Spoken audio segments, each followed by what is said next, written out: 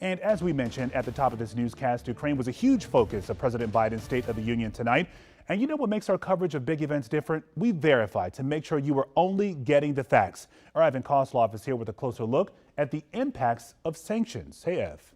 Yeah, a large portion of his speech was on the situation in Ukraine, and the U.S. has already placed a number of sanctions on Russia. But one card that's not been played is a sanction on Russian gas or oil, although just last week, Press Secretary Jen Psaki said, quote, no option is off the table. So let's verify how much gas and oil does the U.S. import from Russia.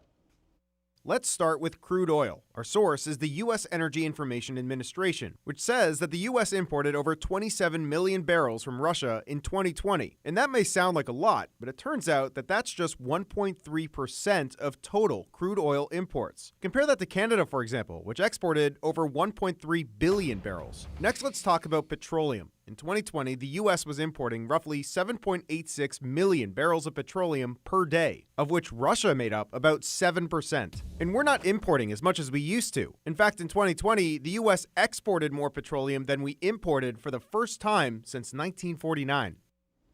All right, now Russia is still one of the largest oil producers in the world. And our other source, Patrick DeHaan from GasBuddy, says this is a big reason why gas prices have been going up since the conflict first began. Now, we've had a team of fact checkers across the country. We were watching the whole speech and researching claims. And if you want to see our work, just shoot us a text with the word verify to this number on your screen. You can see it right there, 202-895-5599, and we'll send that link right to your phone.